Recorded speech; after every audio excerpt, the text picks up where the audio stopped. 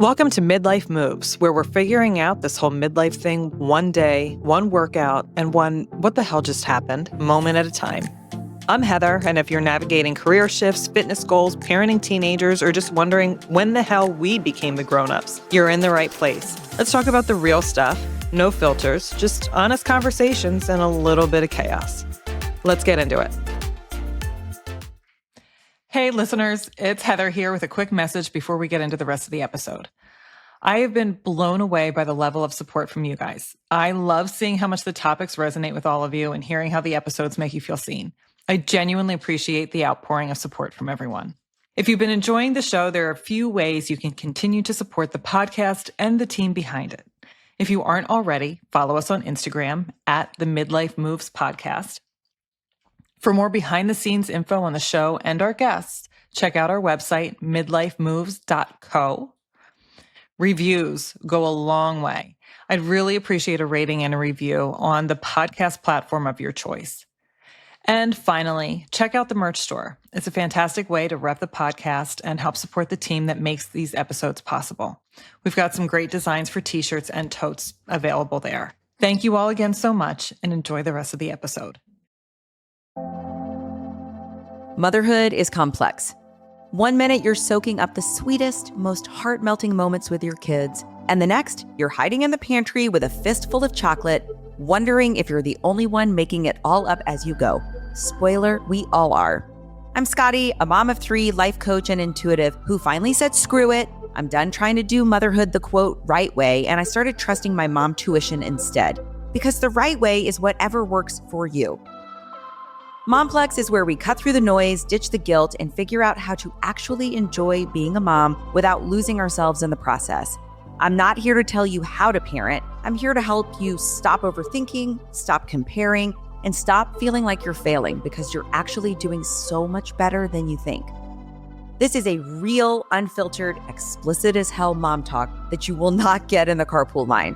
So let's do this. Real convos, lots of laughs, and a whole lot of truth bombs. Welcome to Momplex. P.S. This podcast is explicit. So unless you want your kids casually dropping F-bombs at preschool, grab your earbuds, mama.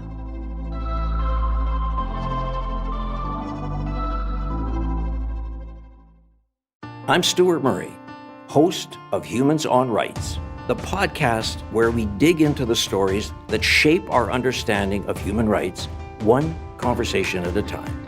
I sit down with guests who are making a difference, all sharing powerful insights on what it really means to stand up for human dignity, equity, and justice. We cover the issues that matter with honesty, curiosity, and heart. You can listen to Humans on Rights on Apple Podcasts, Spotify, Amazon Music, and online at soundoff.network and humanrightshub.ca. Welcome back to another episode of Midlife Moves. And for our regular listeners, I know what you're thinking. You're not Heather, which is correct. I am Liam. I am the producer for Midlife Moves. And you may have heard Heather mention me by name here or there. Although usually most times she's saying my name, it's usually followed by, we need to edit this out. So it's true. It's true. That's very true. Yeah. So I wouldn't be surprised if people hadn't heard my name a ton, because I usually chop it right out. So a quick intro about me, and then we'll get into the rest of the episode. So, I've been here with the show since we started in March, but I've been producing podcasts since 2019. I live in Western Massachusetts with my partner Grace and our cat Daphne. And when I'm not editing at my desk, you can usually find me outside, whether that's hiking, biking, gardening, or just generally enjoying some fresh air. We have a very special episode of Midlife Moves for you today, and it's special because I'm going to be interviewing Heather. So it's a little bit of a Freaky Friday episode. We sort of swapped here. So without further ado, please welcome to the show your regular host of Midlife Moves, Heather Francis. Hi. Hey, Heather. Liam. This is fun. I don't even know what to do. I just feel like this is so fun. Yeah. Okay, let's do it. Let's get into it. Yeah. Does this feel weird? Does this feel sort of foreign? I know you've been so used to being in sort of my chair where I'm sitting now, not literally, but, figuratively speaking. No, it's nice. Michael was like, what do you have to do to prepare for this? I was like, I think I just have to put makeup on. Yeah. So Yeah. Yeah. No. Yeah. This is fun. This is a lot of fun. So our episode today, I'm really excited for us to sort of share, sort of year in review of the podcast a little bit, sort of give a little bit of maybe a peek behind the scenes, share some of, your process, your thoughts on the podcast. Then, we'll sort of get to know Heather a little bit more for the listeners as well too towards the end of the episode. So I want to start off strong, and I know you've talked about this some previously on the show, but maybe just, refresher for anyone or someone who's more recent to the show. And actually, this is your first podcast like that you've hosted, right? Or so this is your first podcast. What was the moment where you said, like, I should start a podcast? Like you and I have talked about, like, I was going through something very hard. I was going through, like identity shifts, like big stuff that a lot of people, not just women, a lot of people go through when they're in, their 40s and 50s. And I just remember thinking there has to, like, I can't possibly be the only one who's going through this. And I also remember thinking, I'm so, like, I'm on an island. I don't talk to a ton of people, and there's probably a lot of other people like me. And so I'm just going to share my experiences, and, like, hopefully it reaches the people that it's supposed to reach. And that was kind of the moment. And I said to Michael, like, I think I'm going to do this. And, like, I was depressed. So he was like, if you're going to do this, let's do it. So, and, so that's what we did. Yeah, absolutely. And I think it is something that has, like, I think that was a really correct sort of intuition that you had there. Because I think a lot of people have really resonated with that. We've seen that a lot, which people saying, like, oh yeah, like, I also feel this way. Were there any feelings in particular, or like, you're like, oh, this is the one thing that I've sort of been feeling, been holding on to, that I want to share this experience, that I want to see if other people are having this experience, like, or was it just sort of a mix? Yeah, no, it was a mix. The biggest thing was just feeling lost. Like, I had spent my entire adult life raising children and focusing on my family. And then, like, I got sick. So there, like, I really had no idea who I was. And as my kids started to get older and they started to move out and they started to have their own lives, I was left with time. And, like, I needed to fill that time. And at that point, like, I had no interest. All of my time had gone to my kids and my family and my home and my husband's business and, all of these other places that were not me. And so I was left with this time, and I was like, I have no idea who I am or what my interests are. And that is, like, that realization can crash down on you. And it crashed down on me. Yeah. I mean, I can imagine I'm sure that was a pretty monumental shift, to put it, lightly. Yeah. It was a little bit of a mindfuck, but yeah. Yeah. And that was what, like, because it was, and then, because would that have been, like, immediately before starting the podcast, or was this something that you sort of, like, chewed on for a while and said, like, oh, maybe I will, maybe I won't? I was going through this for a year and a half before I started the podcast. And the podcast, like, had kind of been ruminating. I'll back up, and you probably don't even know this. It was probably like 10 years ago.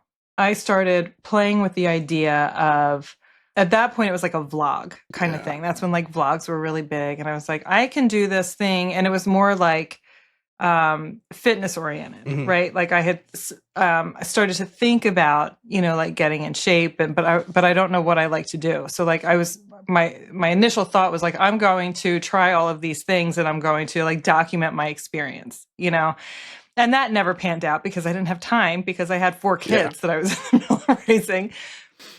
So there was an idea sitting there for a long time of doing something like this. But then, like, by the time that, like, I think by the time I actually got serious about it, it was probably late 24. And then I started to really, like, get into it, like, January, February.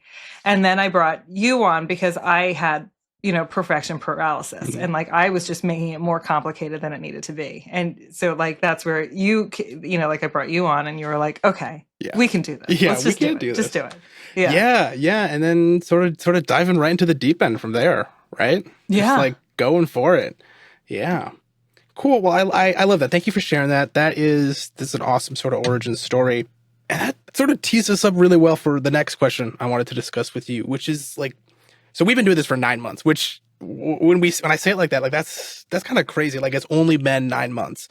There have been a lot of twists and turns, but I want to know, like straight from you, Heather, like what has maybe surprised you the most about just the whole podcasting process over these past 9 months? Is there anything in particular that's really stood out to you? Like logistically? Could be logistically, or like it could be like waking up and being like, oh, whoa, like there's a million people who've watched this reel.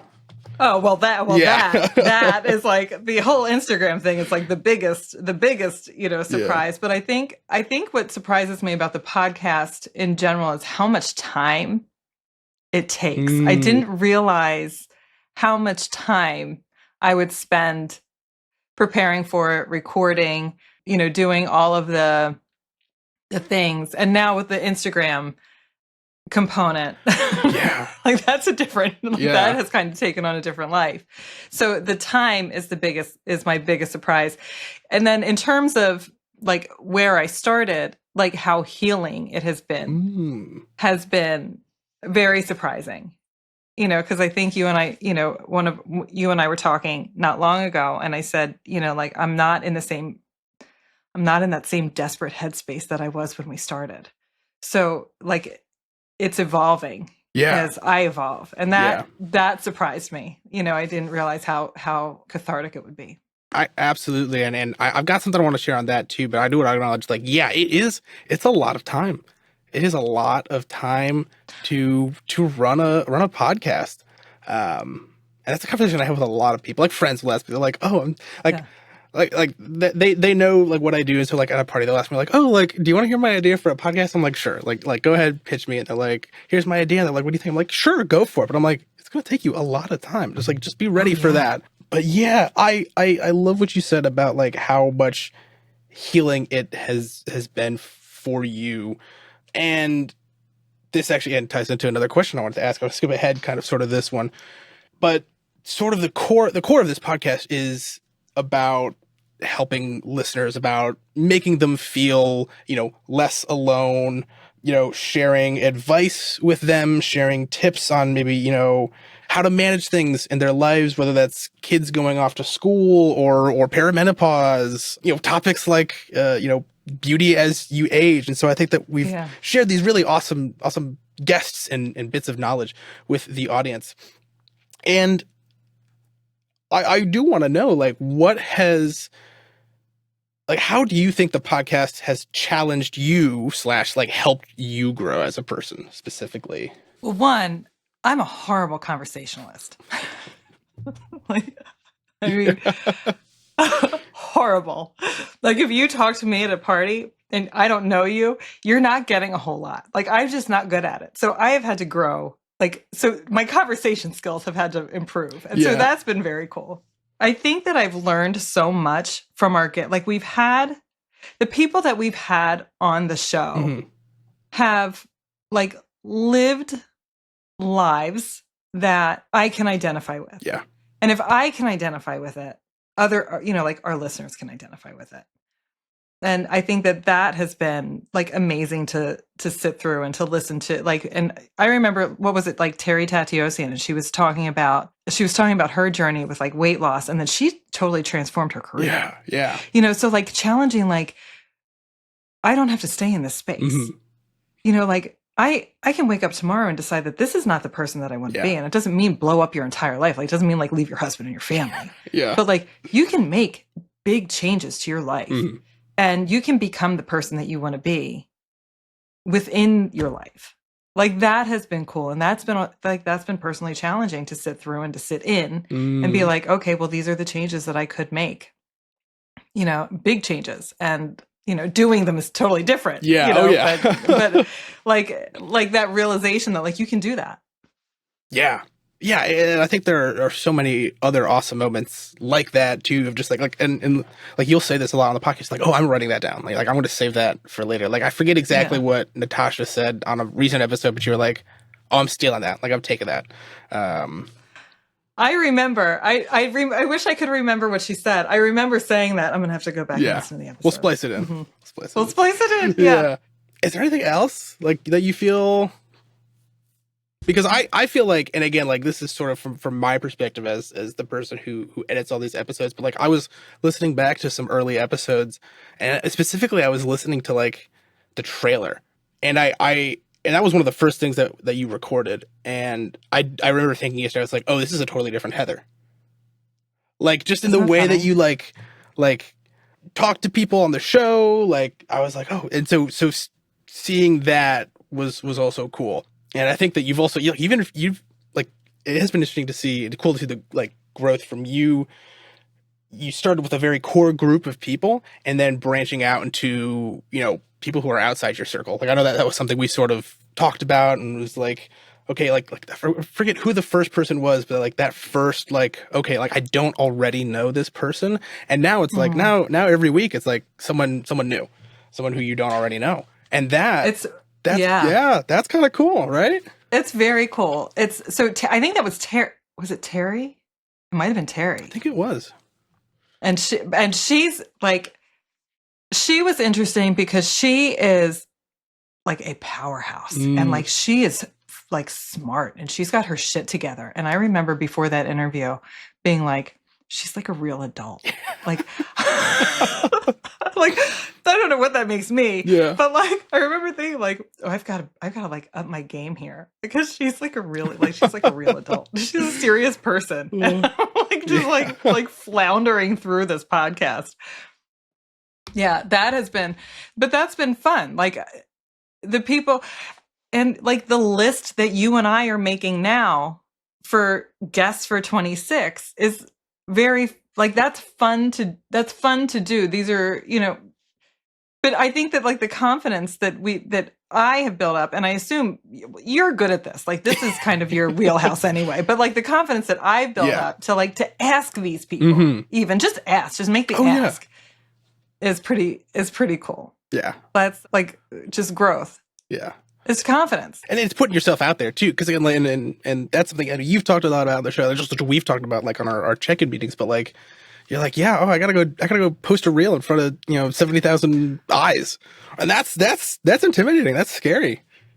I remember the first time I did that after that video went viral. The first thing I posted, I almost threw up. I was like, all of these eyes are going to be on me. And now, like what that video, but between the two that are up, it's like 3 million views. At this point, it just doesn't matter. Yeah. It just doesn't even matter anymore. It's social media. Like, who cares? Yeah. What's the worst thing that happens? And that's kind of the way and what's the best thing that happens? Someone feels seen. Yeah. Yeah. A lot of people felt seen. That was really cool. That I'm sure had to feel like a really validating moment of just seeing all of the voices. And not that there haven't been people who before that moment were like, oh, I resonate with this, but like just seeing the wave of people that were like, oh yeah, I also feel the same way about this. Yeah, I mean, I think the way people talk about loneliness is like we see that situation as like a failing on our end. Like I don't connect with people, so that there must be something wrong with me, and there must be something, and like who's going to sit there and say, like, I'm really lonely. I don't connect with people. I don't, I guess so. I woke up yesterday to a message from a man, and he was like this, he's like, I could be the male counterpart to you, so it's a human experience. It's not just a gender thing either, but it's like, it's saying those things that people don't really want to say out loud for, all kinds of reasons. And I just don't have that. I guess I just don't have that shame filter. Oh, yeah. But yeah, I feel like that's that feeling of like, I'm saying something that a lot of people feel, but no one wants to say. I feel like that resonates through a lot of these.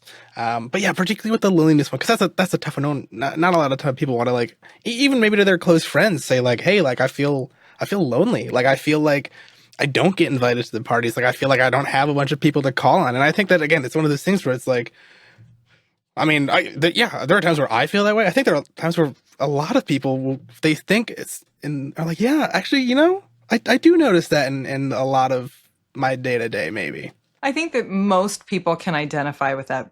And it doesn't have to be, like I feel all of that, Yeah. but it's like loneliness can be fleeting or it can be a place that you live, Mhm. right? And like some people just experience it more acutely than others. Like I have a daughter who experiences it on a very deep level. And that was part of what prompted that video. It was just like, okay, we have to normalize this. Like, this isn't something that, like, this is something that I experience. This is something that, other people experience. This isn't just you. And, uh, they don't want to hear about this post anymore, but they're like, it's just like all of these thousands and thousands and thousands of women are having the exact same experience. They all feel lonely and they all, like, they're not invited to these parties. Now, I still get messages and they're like, you should have the party. You have to be a friend to make friends. Like, you missed the point. Yeah. You missed the point. But yeah, I think that it's such a human feeling, and it doesn't have to be some place that you are all the time. It's just, something that everybody can identify with. And I think that's sort of what you were saying earlier, and a lot, I think the core of the podcast, like, it doesn't even have to be not going to a ton of social events that causes that loneliness. Like, it could be like, again, like my kids have all left the house and now I feel lonely because of that. It could be, Yes. Again, I keep going back to the Beauty as We Age episode, but it's like, that could be causing loneliness. Loved hearing about like how the podcast has sort of helped you feel like you've been growing and progressing, and all the content that's been resonating with people. One thing I did want to know is just like, what's been the most exciting part of the podcast for you, just personally? And that could be like whatever. The Instagram thing was very exciting. Like, that's been exciting. I get most excited when I have cool people drop into my DMs. I want to be on the show. That's very cool for me. Because we've been really, really lucky with that. Mm-hmm. Honestly, the whole thing is exciting. Like, it's exciting how much I enjoy it. Yeah. Like, I love everybody that says to me, I want to start a podcast. I'm like, do it. Like, do it. You don't need to like invest in the $400 microphones. You can use, whatever. Mm-hmm. Do it. It's worth it. Yeah. Like, I think that that's been the most exciting for me. Just like how much I love it. Yeah. It's just so, you probably don't realize how much I love it because I run up against deadlines every single time. It's okay. But that's probably one of the most exciting things. Yeah. Is how much joy it brings me. Oh yeah. Is there a particular part of the process that like you were like, oh, like this is gonna totally like suck, and now you're like, oh, this is actually my favorite part? Or The interviews. Yeah. Just like what the podcast is. I was so scared of talking to people, and I was so scared of doing it wrong. And then I kind of realized, like, none of us know what we're doing. None of us know what we're doing. All these people that I'm talking to, like, and I go back to that, like, that Obama quote, where he, I don't remember, I think it was in The Audacity of Hope, and he's like, these are the people that are around the table. Like, these are the people that are around the table. They're just people, and like, so coming to that realization that like, we're just people, like that has been like, I thought that I was going to hate talking to, like, I thought that I was going to hate that part of the process because I'm so unsure of myself.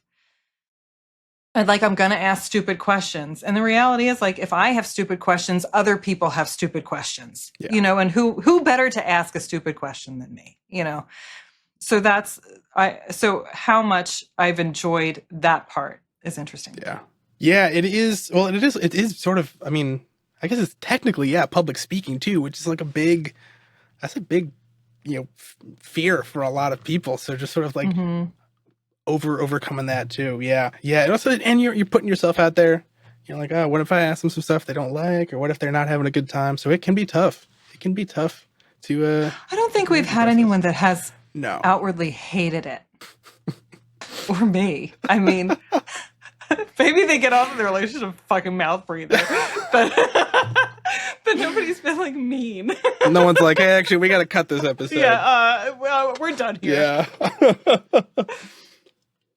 We're done here. Yeah, no, not yet. We've had, but that's the other thing. Like, we've been very lucky with how kind, like all of our guests have been like, they haven't just been like good guests. They've been like very nice people. Like I keep in contact with most of them. Oh, nice. Yeah. We gotta send them out some Midlife Moves holiday cards. Oh my God. Yes. It's on my list. You should see my list. It's so freaking long. Yeah. Yeah. That's, I'm sure that's part of the process where you're like, oh, I did not expect this to be this bad. Is the never ending lists of like, oh, and now I can do this thing and this thing and this thing. And the tasks add up quite quickly. The tasks, and like with your show, like there's so many things I want to do, but then there's still like I had intentions of spending this time this weekend on doing stuff. And like it just like I can't tell you how exhausted I was just between Thanksgiving and between, just like life. And so I had to clean my room. It seems like not a big deal, but my clothes situation was out of control. And so I was just tired and I didn't get stuff done. So like now I still have more of this list and I have a job, and I still have the kids and like, this isn't my full-time gig. And so it's all good. Yeah. It is overwhelming. There are a lot of tasks associated with it. Well, again, especially like we'll chat. We'll be like, oh, we should do this thing. And then I'll be thinking, I'll suggest something. And I'll be like, wouldn't it be cool if we did this? And I'm like, when are we going to have time for that? And they're all such good ideas. They're all such good, because I'm like, yes, let's do it. And then like I sat down on my computer yesterday to put together like a holiday kind of like Amazon thing to push through the Amazon storefront.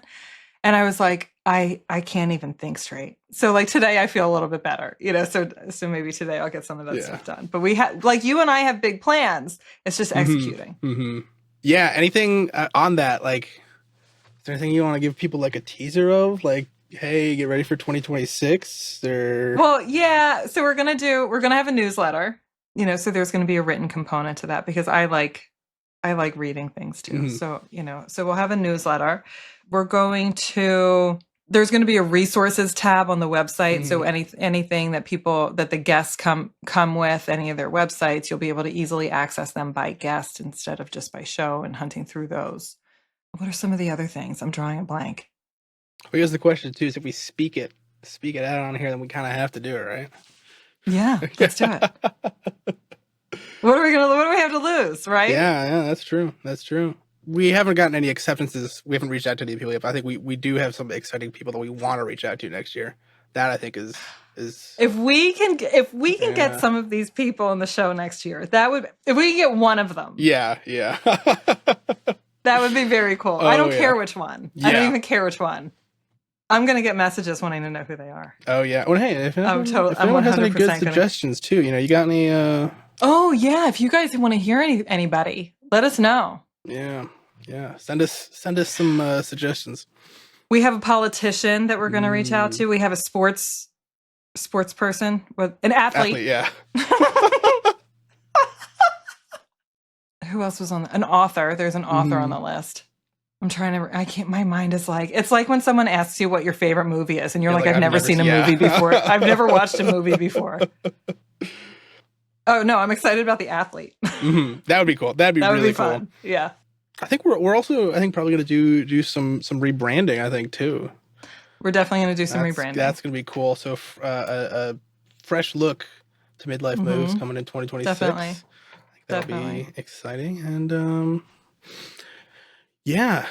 trying nothing else I think too crazy on the list. Again, a lot of ideas. There's a lot of ideas. Yeah. Too many ideas almost. But yeah, so I think that's sort of a sneak peek at 2026. Last question I really want to ask you about the show, and I think we can, hit some of the more loosey-goosey fun questions, but again, like you started this, you're like, and I remember, I think I have it saved somewhere, but you're like I had asked you what success looks like to you, like early on in the process. And you're like, if just one woman hears this podcast and feels like seen or heard, then you're like, that'll be success to me. And so I want to know, like, has there been maybe like a comment, a piece of feedback, like an outreach from a listener, like that really resonated with you, ideally in a positive way?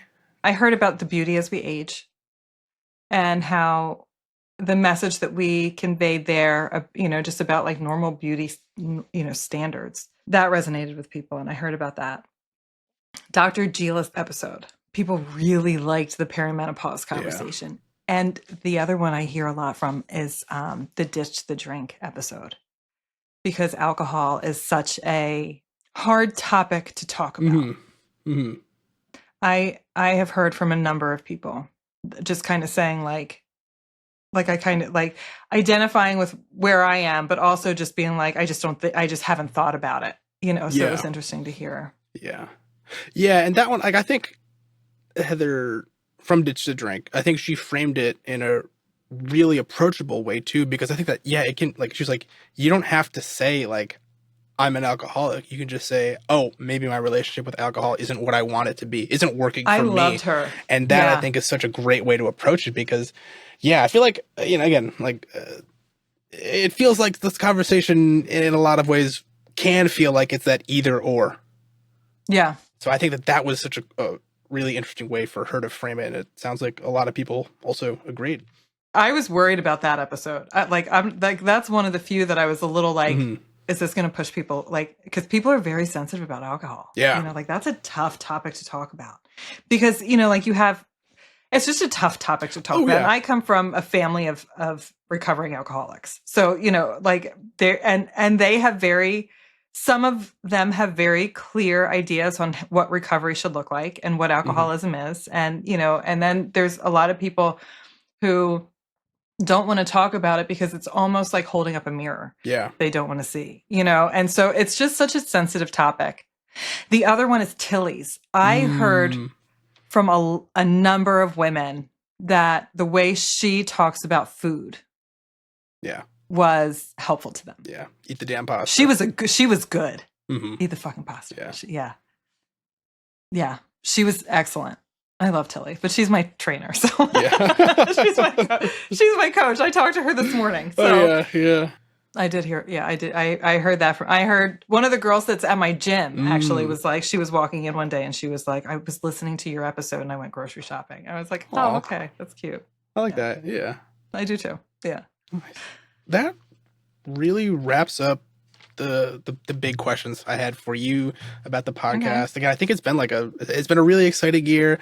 Again, like it's been not even a whole year. It's been 9 months, and it's been 9 months. It's been 9 months, and what a awesome, crazy, wild 9 months it's been. And again, looking forward to 2026, and you know, for everyone who's going to be along on the ride with us. But yeah, that's enough questions, I think, really about the podcast for now. I want to ask you some questions so that we can sort of get to know you, Heather, a little bit better. Okay. Yeah, so I guess we'll start off with this. So what's one piece of media, and I'll go a broad net here. This can be a book, a movie, a TV show, a song, whatever, that people should sort of get to know you by. Like if you were to say, like, introduce yourself, like, hey, I'm Heather, and I think you should read this book, or you should, you know, listen to this song or watch this movie. Like, what's... Oh, God. Oh, my God. That's like the best question that anyone's ever asked me. And I need a second to think about that. That's okay. We can circle back to that one if you want. Let's circle back to that one. Yeah. All right. What's like a surprising guilty pleasure that you have? Love Island. Love Island. Okay. Yeah. The UK version. Oh, okay. Like, I don't know what it is, but I hate reality TV, but that, like, a new season comes on and I'm like, yes. Yeah. it's time. Yeah. What? I'm trying to, there's a lot of those shows in a similar vein, but I remember the clip of, like, it's the guy he's talking to, I think it was from the UK one, and she's like, I'm a mom, and he's like, Mamacita? He's like, of a dog? And she's like, no, I have a child. He's like, you have a child? And she's like, was it Hoda? I think so. That was the US version. Okay, that was like, that season was bonkers. But yeah, I love it. That clip plays in my head a lot. Mamacita? Like, Mamacita. You had to, like, I can't imagine. So I was a young mom. I can't imagine going on a show like that. By the way, you know, like, I can't even, good for her. I mean, you know, like, but whew, that was a lot. Yeah, she was a lot. Yeah. On the topic of, like, going to islands, what's, like, a favorite trip you've taken, or, like, a favorite vacation spot? Somewhere you're like, I'd always go back here. So we go to Avalon every year.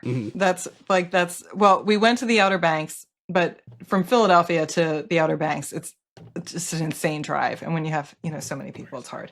So Avalon is like kind of like a happy place. It's just really nice. And the people are like, friendly-ish, and Yeah. it's not too far from my house. I think that was like, in terms of like regular vacations, I would go back to Rome in a heartbeat. We had the best. We had the best trip there. The best. Rome looks. It was easy, cool. and everybody spoke like the language. Like we tried in like our American way to speak the language, and they were like, please just. So like please stop. We're taking pity on you. Like it's okay. Yeah, like this is embarrassing. I'm embarrassed for you.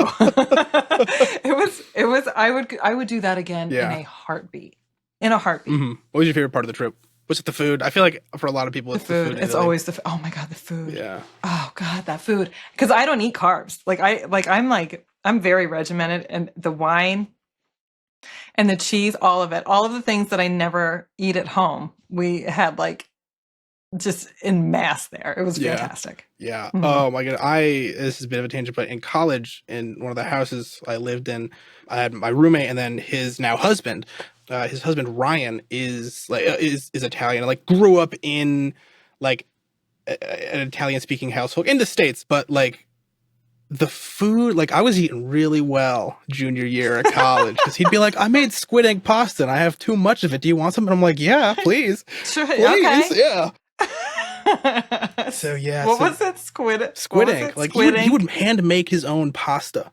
Like he had the crank machine, and I was like, okay, I gotta get one of those. And we were in the airport, and Mikey was like, are we gonna? And I was like, we're gonna make our own pasta. Yeah. Let me tell you, we're never gonna make our own pasta. It's it was a nice thought. It's one of those things where like I've got because Ryan, he influenced me. I was like, oh, this is sick. It's a fun and like it is a much better end product, but I'm like, this is a lot of time for something I could buy for $2 at the grocery store. Yeah. Yeah. Right. Yeah. Yeah. And again, like when you put it like that. Yeah. That's kind of the problem. So, every now and then for like special occasions, like an anniversary, a holiday, like I'll do it, but I'm like, okay, yeah, I'm not making just plain pasta. I'm like, I'm going to make it special. Yeah. So anyways, that total tangent, but yeah. Do you make squid ink pasta? I don't. I do. My favorite is spinach.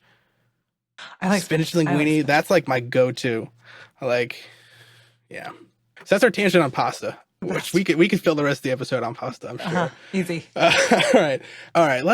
So you're, which I'm sure is not a surprise to our listeners, but you are pretty big into fitness, going to the gym. So I want a couple questions around that for you right now. Okay. What are some gym red flags and green flags? When they don't re-rack their weights. Don't re-rack the weights, yeah. That is like the biggest red flag.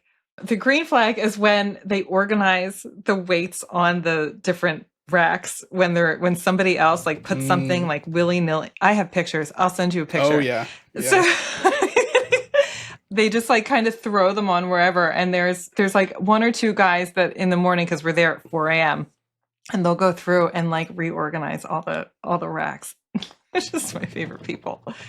Yeah, not re-racking. It's like I don't want to come in and have there be like a pile of plates everywhere. No. And when someone gets too friendly, because as a woman, like sometimes there's people who take being nice as an invitation. Mm-hmm. And just because I don't just like give them the finger when they walk up, they feel like that gives them license to invade my space. Yeah. That's a red flag. That's kind of it. Yeah. Oh yeah. What are some favorite and least favorite exercises? Oh God. I hate lunges because my knees, they hurt my knees. I just don't like lunges. And I don't like shoulder presses because I just don't like shoulder presses. Surprisingly, like I really like deadlifts, but I know they're really bad for you. And I know that that's like controversial and people don't love them, but I love them because I feel strong with them. And I love different variations of squats because again, I feel strong with them. My favorite thing is like going, cause my favorite thing is picking up like a really heavy weight, like a dumbbell. Like I did like work with like a 75-pound dumbbell and just like being able to like kind of maneuver that was pretty cool. Oh yeah. That is like it's kind of crazy feeling when you're like, oh yeah, I can just like casually pick up like this amount of weight and just like, oh yeah, like it's no big deal. All right, here's another fitness question. You've talked about this previously on the podcast, but how are the handstands coming? Oh my God, they're not. They're so I've started doing like other drills. So my problem, for those that don't know, I took it as a personal mission to be able to do handstands by the time I turned 44. Mhm. I'm 45 and and months. And I'm like no closer. So I actually like I'm very strong and I know logically that I can take myself off of the wall, but I'm so scared of falling and hurting my shoulder. Yeah. So like I just don't. I still have fun with them and I still play with them and like I do all these other drills. I started doing all these other drills to try to build up more shoulder strength and ultimately it's a mental shift. Mhm. It's just a mental shift. And I'm just trying to figure out how to make it. Yeah. Yeah. Yeah. They're coming along. Yeah. They're fun. They're still I still absolutely love them. I'm so I'm happy when I'm upside down. There's just I'm not skilled at them. It's okay. They're tough. It's been a while since I've done a handstand. I think I did a handstand last when I was like 12. When I was in like gymnastics as a kid. I have to be really cautious with my what I take in on social media about them though, because I'll see these videos and they're like, oh, I saw this girl doing this, and and then it's just like how this girl goes and she just gets into it and just starts walking on her hands, and I'm like, bitch, Yeah. I've been doing this for 2 years and I can't bring myself off the wall. Yeah. But in reality, they don't have the same experiences. They're not a 45-year-old woman. It's a 22-year-old girl, Yeah. and, they don't have my, my body and my fears and all of those things, so I have to be really cautious about comparing myself to that. I'm not a 22-year-old fitness influencer, as much as I want to be, I'm not. Well, there's probably a bunch of takes too that we didn't see. We didn't see all the falls, and we don't know if they're gymnasts, yeah. and you know what I mean. As children, there's all kinds of things we don't know. There's unlimited unknown variables. Yeah. Let's see what else on this list. I can't figure out the first question you asked me. What's yours? That's a great question. Do you know what comes to my mind? The Great British Baking Show. Okay. Yeah. Yeah, that's fair. I think because it's calm and it's just there's unnecessary pressure, but there's no stakes. You get a pie plate at the end. I don't know why that's the one thing that came to mind for me. What would be yours? I think the thing that comes first to mind is going to be a book, because I've been in a big, and I say lately, I mean over the past couple of years, I've really sort of shifted back towards reading for fun. And so usually I will reference this book in conversation with people. I'll be like, oh, what are you reading? I'm like, oh, they'll ask if I have recommendations. And it's Disappearing Earth by Julia Phillips. It's a good book. It's a thriller. So it might not be for everyone. It's about these two girls in this town, in this Eastern Russian peninsula. It's a small town, and there are these two sisters, and one day they go missing. They've been people think they maybe got kidnapped, maybe a bear ate them. It's a small town. It impacts a lot of people very closely. And what I love about this book, and this isn't a spoiler because it's the main thing about it, is there's 12 chapters. Every chapter is a month, but every chapter is written from the perspective of a different woman in the town. And it reflects on how this disappearance of these two very young girls impacts them. So it's one of the chapters is about this college age, maybe getting a PhD. She's I think a researcher, and she's on a camping trip with her boyfriend, and they're in a tent, and then they hear something in the woods, and her first thought is oh my God, I'm gonna die right now. And then another chapter is this woman, and she is the wife of this older more senior search and rescue member, who's leading the hunt, looking for these girls in the wilderness. And so that it was a really good book. I really liked it. Again, I've met other people, they've read it and they're maybe not my favorite, but that's the book that got me back into reading. And so I'm always okay, that's why I like to play, because I'm this book sort of reminded me that like reading can be fun. Like I enjoyed it. But again, like I love the concept. I love that sort of like every chapter is a different perspective, sort of telling the story through like the people in the town rather than like, the two like missing girls, so to speak. So I wrote that down. That's interesting. I read the book that I read that shifted the way I view religion is the Book of Longings. You can cut this out if you want, but that is like, oh God, I read it a couple years ago. I read it twice, and it's about, I think, who wrote it? Sue Monk Kidd, maybe. It's about like the last days of Jesus, but from like his wife's perspective. Interesting. So it was just like the way the story was told. I wish I have memory issues, so I can't remember the specifics, but I don't remember the specifics of the book, but I remember the feeling. And I remember feeling like, cause I have a complicated relationship with religion, as do many of us. So like, I just remember feeling like this is a version of this story that I can feel and can sit in my heart and in my soul. And I gave it to my pastor to read, and she didn't have a whole lot to say about it.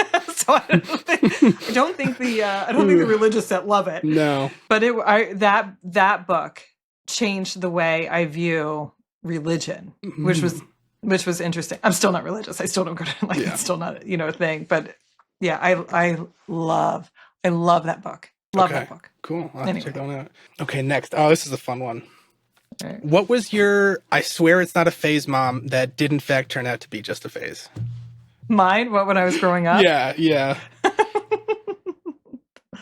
Like every boyfriend I had. That's a good, oh my God. I'm so old, Liam. That turned out to be a phase. I'm trying to think of the things that I can say that won't get me in trouble. I went through my orange hair phase. I liked to have really bright hair, and I was like, this is who I am now. Yeah. That is not, in fact, who I was. I was going to say, not to those who have only listened to the show, Heather does not, in fact, have bright orange hair anymore. I had orange hair, and I think I had like purple hair. I went through some hair phases. There were some others that that just at the risk of offending anyone, I'm sitting there looking to myself. But that's a good question. I'm going to go with hair. Okay, I like that.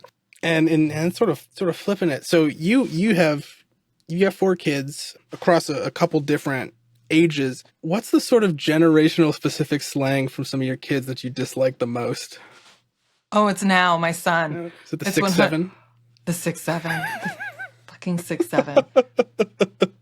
Like somebody says 6 and he just starts with 6'7". Like, I was like, I don't even know what that means. You don't even know what that means. Like, that doesn't mean anything. And he does the bruh. All of them. My oldest doesn't. My oldest is 26. She's like a grown adult. And I don't really remember anything, like any of her slang. But like all of, like Kaylee and Pepper and Mikey are big on like bruh. And I'm like, oh, I'm not bruh. like bruh. Yeah, I was at, the 6'7" thing is so funny to me. I was at a hockey game the other day, and they had like a 6'7" cam.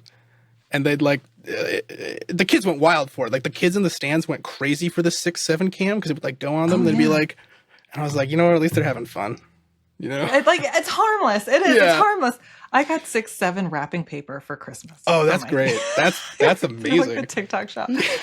But there was, he's like, you don't have Riz. And I'm like, I don't know what that means.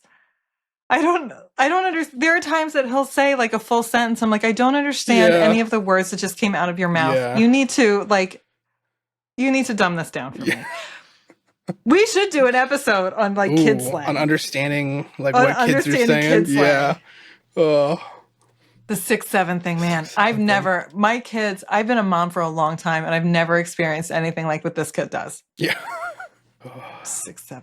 6'7". That's what we'll title this episode. 6'7" cam. That's fantastic. 6'7" cam. Yeah. I was like, I was like, again, it was one of those things where I was like, I'm glad the kids are having a good time. I'm glad they're here. You know, they're not on iPads. They're having fun. They're on the 6-7 right. cam. Yes, But like, absolutely. I was like, that's where I was like, okay, yeah. Maybe I'm not as hip and cool with it as I once was, or maybe never was, but thought I was. Sean asked me. He was on the show. I ran into him, and we were talking about Mikey, and he was like, "What does 6-7 mean?" Nobody, like, I don't know. Yeah, you're asking the wrong person. All right, here's a good one. This is sort of the guilty pleasure one, but like, what's a hobby that you've got, something that you're into that people might be surprised to learn about you? I hike. Mm-hmm. Like, I'm a fairly intense person, so I don't know if that would surprise people. That like that's like my grounding space, and that is my favorite hobby. Mm-hmm. The other one is shopping, but I don't think that would really surprise anyone because I think I have like money mismanagement written all over my face. I'm actually pretty good with money, but I do shop. But I think that those are my two. Hiking is probably my favorite hobby outside of this. And then, I guess we'll end things on a high note. Not these have been low notes, but like, what's been exciting you right now? Not related to the podcast. I'll specify that. Just in general in life, what's been exciting you right now? My workouts, they always excite me. That's a boring answer. We're going into Christmas. Yeah. You know, like that's fun. We've got all kinds of fun Christmas stuff coming up. We're having people over, which we don't normally do. So that's fun. That's exciting. We're not planning any trips. We don't have any trips that's not true. Michael and I, every year after Christmas, Michael and I go to a spa for a few days. That's the most exciting thing. Yeah. And we just we leave the kids at home together and that's our gift to each other. And we like the place that we go, like you don't do anything. You don't have to leave the premises. Like the restaurant there's one restaurant, it's right there. You don't have to think about dinner or lunch. Like there's no thought involved. I think that's what I'm excited for. Well, I'm glad to hear that. Yeah, I think that's a good question, good positive note to wrap the episode on. So this has been our last 2025 episode of Midlife Moves. Thank you, Heather. Thanks for doing this. This was fun. I'd have blast. Thank you for doing this, and thank you for making the show what it is. Oh, you're very welcome. Because without you, it would not be what it is either. Well, so. I appreciate that, and thank you as well for being a awesome host when I'm not here hosting. If we start to get messages saying, I really like Liam. We can get a Liam cam going. I can sit in on some episodes and provide commentary. I don't know what I'd do. Provide commentary. Something. We'll figure it out. All right. Thanks, Liam. Yeah, you're the best. This has been Midlife Moves. That's it for this episode. If you had fun, learned something, or just feel a little less alone in the chaos, make sure to hit subscribe so you don't miss what's next. And if you want to keep the conversation going, come find me on Instagram @HeatherMoves_, because midlife is way more fun when we do it together. Until next time, keep moving forward, or at least keep moving. See ya.